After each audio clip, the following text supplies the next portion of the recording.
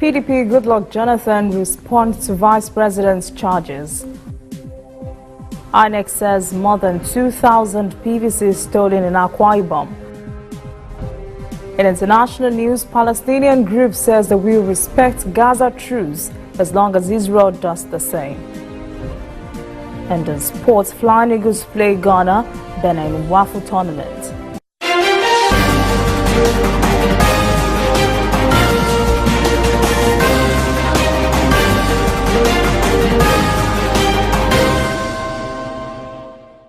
This is ANN News. I am Olajumoke Olatunji. The People's Democratic Party, along with former President Goodluck Jonathan, has broken its silence over comments made last week by Vice President Osinbajo, assailing the party on the way-handed economy and on alleged corruption. Osinbajo said on Tuesday that the former president ruined the Nigerian economy and left the country with huge debt and hardship as a result of alleged corruption under his watch. One of Jonathan's aides released a statement that such accusations should not come from Osinbajo, whom he claims was recently indicted by the House of Representatives for an alleged corruption. The statement says fingers should not be pointed at Jonathan, whom he says is celebrated internationally for his efforts at achieving Nigeria's best rating in transparency, International's annual corruption perception index. He accused the current government of increasing the nation's debt because it lacks the discipline of the former president. The Independent National Electoral Commission in Akwa Ibom State is reporting that more than 2,000 permanent voters' cards had been stolen by hoodlums in the state. INEC National Commissioner in the region, Mustafa Lekki, says the PVCs were stolen in Okobo local government area and pointed to what he called a lot of security lapses around the local government office. He also said it was a mob action that happened during the primary elections that were being held at the time. He said police investigation is ongoing. He says the theft will have no effect because the commission has a list of names, PIN numbers and pictures of everybody on the voter register. The State Resident Electoral Commissioner, Mike Egene, said he would ensure that credible and transparent elections were conducted in Akwa Ibom State.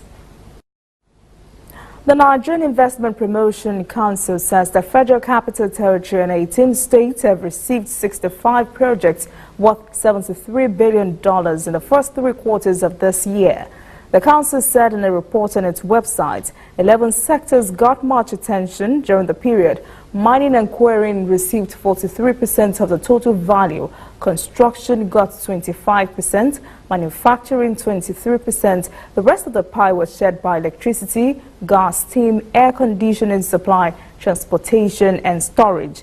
The NIPC document says there were investors from 17 countries. The largest investor country was United Arab Emirates with 25%. France was next with 22%. Nigeria invested 20%. United Kingdom and China were also among the investor nations. The agency says the Federal Capital Territory was biggest beneficiary of the investments, picking up 26%. Rivers received 22%, Bayelsa 16%, Katsina 3%, and Akwa Ibom 2%. The rest of the states shared 31%. Economic and Financial Crimes Commission (EFCC) has sprung to action again in the fraud case against retired Chief of Air Staff Air Marshal Adeshola Amosu.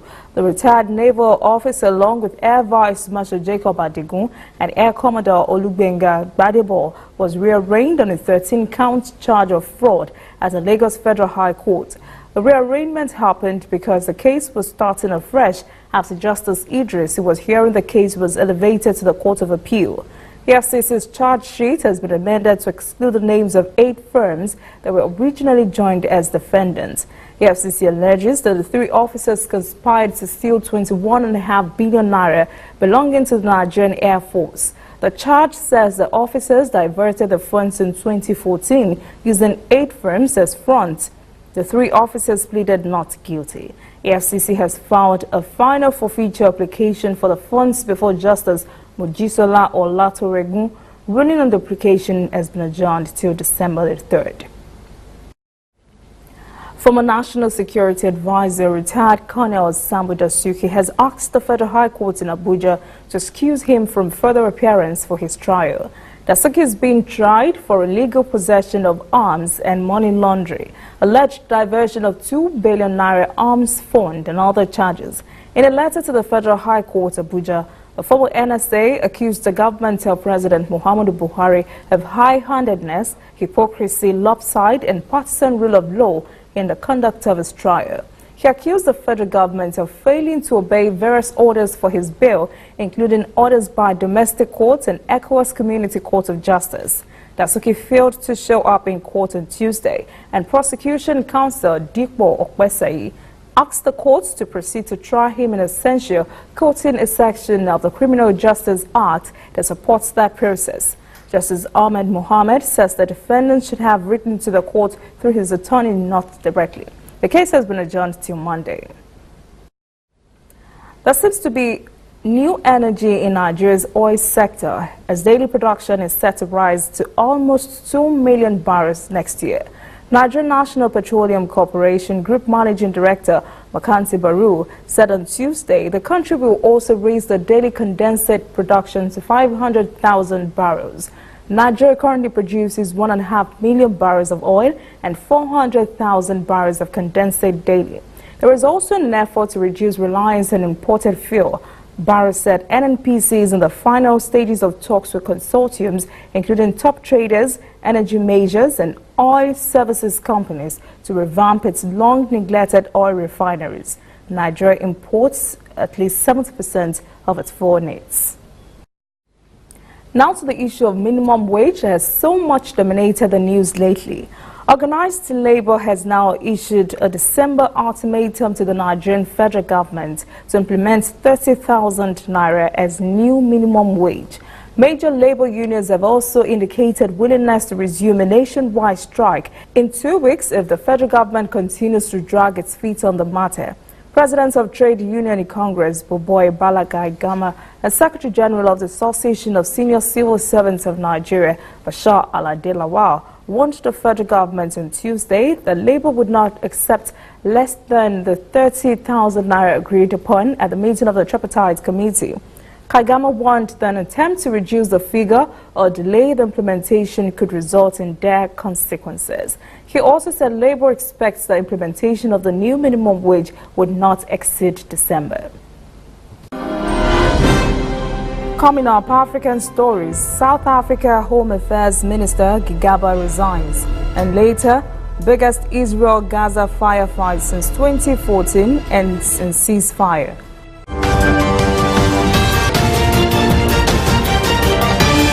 You are watching ANN. This used to be me.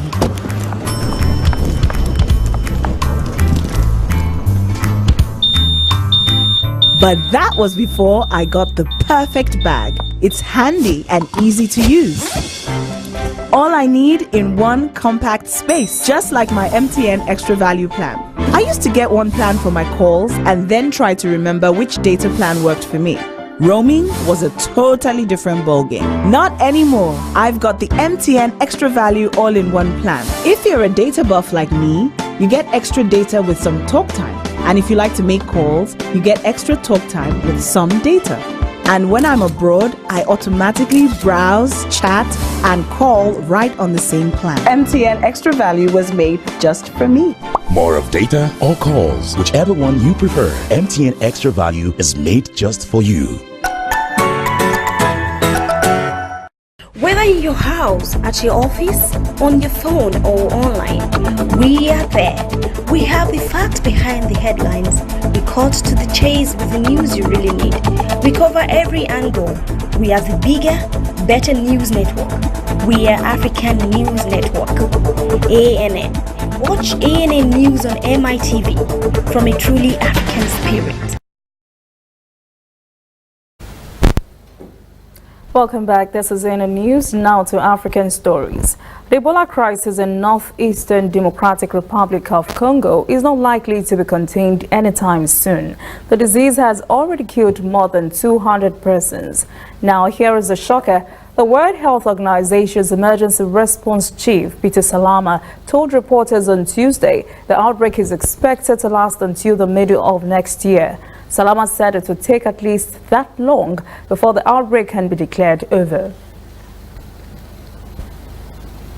Zimbabwean President Emmerson Mnangagwa has defended what he called painful economic reforms. He says the policies are necessary to get the country out of economic stagnation. He says, quote, "Yes, the medicine is harsh, but the patient requires it in order to live," end quote. Mnangagwa says his administration has identified privatization of state institutions, broadening of the tax base, and fighting corruption as key to turning the economy around. He also defended a 2% levy imposed on electronic transactions, which make up around 96% of all financial transactions.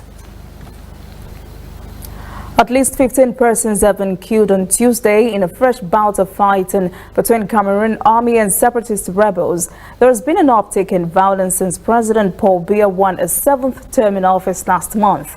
More than 400 people in Western Cameroon have been killed since last year in a conflict between Anglophone separatists who wanted to create an independent state called Ambazonia and government forces. This has become Biya's greatest security problem in nearly 4 decades of rule.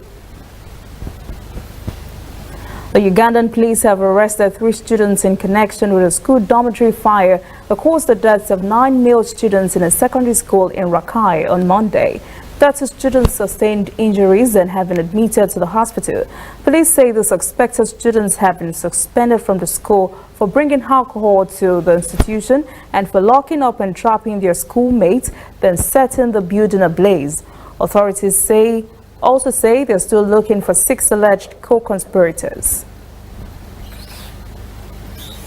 South Africa's Home Affairs Minister Malusi Gigaba has resigned, probably caving into opposition calls for him to step down over a High Court ruling that he has lied under oath.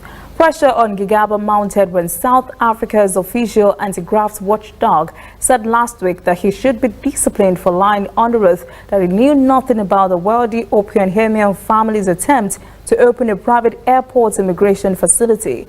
A South African court ruled last December that Gigaba had violated the constitution, but he has denied any wrongdoing.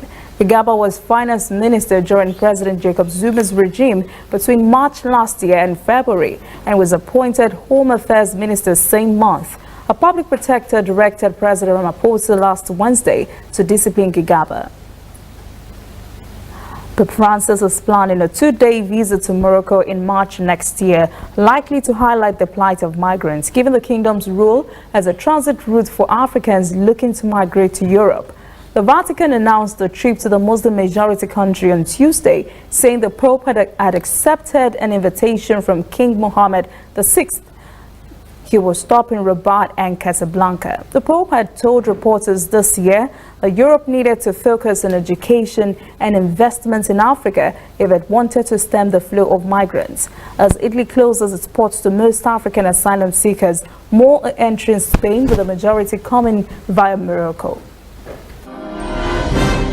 Coming up, international stories. Biggest Israel-Gaza firefight since 2014 ends in ceasefire. And later, sport. Flying Eagles play Ghana in Waffle tournament.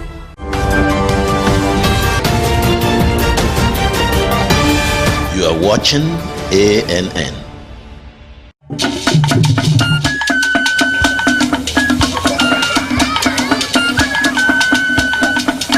Are you sure you want to do this?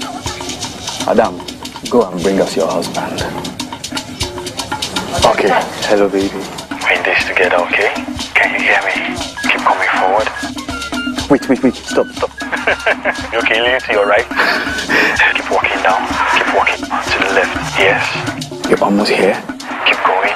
You are here. Wow, you did it. I'm just so glad I didn't have to use my cane to do this. And I am so glad no other man got you before me. Let me be your eyes. We will never stop working to give you a network you can rely on, so you can enjoy life's special moments. MTN, everywhere you go.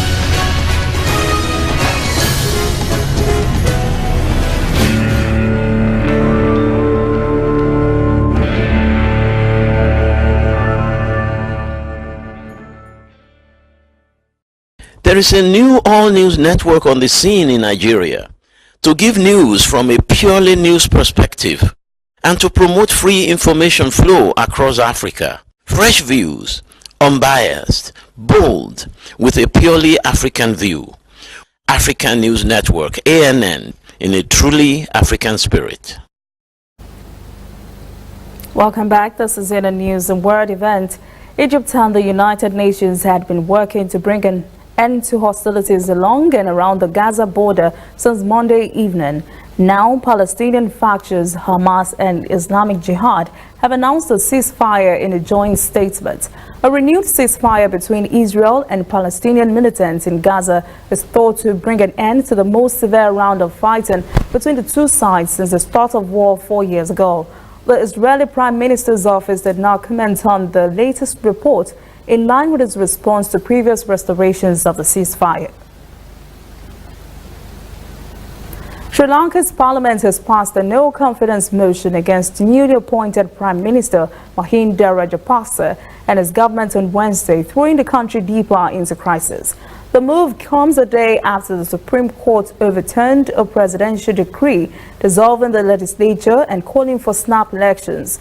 Rajapaksa was appointed Prime Minister late last month. Speaker Karu Jarasuriya ruled that a majority of the 225-member assembly supported a no-confidence vote against Rajapaksa. President Maithripala Sirisena retains the power to choose the next Prime Minister. An epic bond buying spree by Japan's central bank means it's now sitting on assets worth more than the country's entire economy. Data released by the Bank of Japan on Tuesday shows that its total holding stands at about 553 trillion yen, and that's $4.9 trillion. The figure is bigger than Japan's annual gross domestic product at the end of the second quarter and more than 5 times the size of Apple's market value. The years of heavy stimulus has warped parts of Japan's financial market and left the central bank with dwindling options to juice growth if a new crisis hits, but the splurge is unlikely to end anytime soon. The U.S. Federal Reserve's total assets are about 1/5 of the size of U.S. GDP, and the European central banks are around 40% of the Eurozone economy. U.S. officials say Northern California Camp Fire has claimed at least 50 lives and 800 structures burnt down. The blaze has been described as the deadliest and most destructive wildfire in the state's history. Firefighters got some reprieve as winds died down on Tuesday, but the blaze kept growing. Though swirling winds and limited visibility at times remained challenging, Cal Fire Operations Section's Chief Joshua Bischoff says the recorded success. In Southern California, the Woodsey fire has claimed 2 lives and charred more than 150 square miles. U.S. President Donald Trump has named a former Army general as ambassador to Saudi Arabia, a post that has been vacant since Joseph Westfall left in January last year. Janabi Zahid is a retired 4-star Army general of Lebanese Christian descent and prominent for his stint as the longest chief of the U.S. Central Command. He graduated from the U.S. Military Academy at West Point and earned a scholarship to study Arabic in Jordan. The 67-year-old appointment still needs Senate approval at a time when relations between the long-standing allies have been put to the test following the murder of Saudi journalist Jamal Khashoggi. A U.S. federal judge has said he would begin a hearing on CNN's lawsuit against the Trump administration on Wednesday. CNN is seeking speedy reinstatement of press credentials for its White House correspondent, Jim Acosta, a frequent target of President Donald Trump. Acosta's press credentials were revoked last week in an escalation of the Republican president's attack on the news media. He dubbed the enemy of the people. The cable news network, in its lawsuit filed on Tuesday in U.S. District Court in Washington, said the White House violated the First Amendment rights to free speech and due process clause of the Constitution, providing fair treatment through judicial process. The network has asked for a temporary restraining order against the president. The White House Press Secretary Sarah Sanders dismissed the action, saying they will vigorously defend against the lawsuit. She said, quote, "It's just more grandstanding from CNN," end quote. Up next, sport. Flying Eagles play Ghana in waffle tournaments.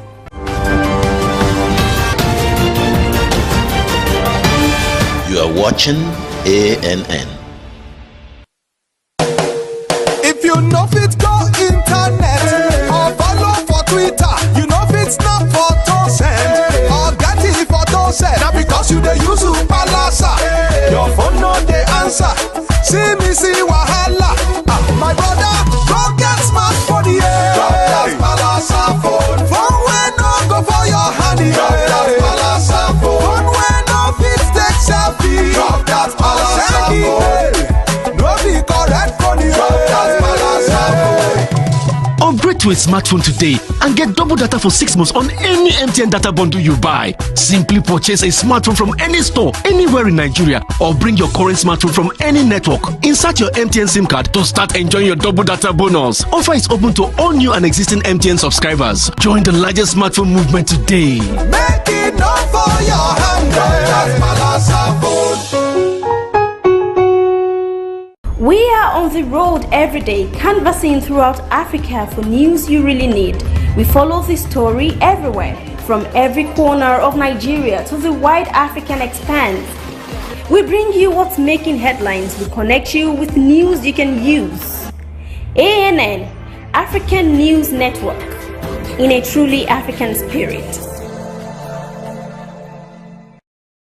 There is a new all-news network on the scene in Nigeria to give news from a purely news perspective and to promote free information flow across Africa. Fresh views, unbiased, bold, with a purely African view.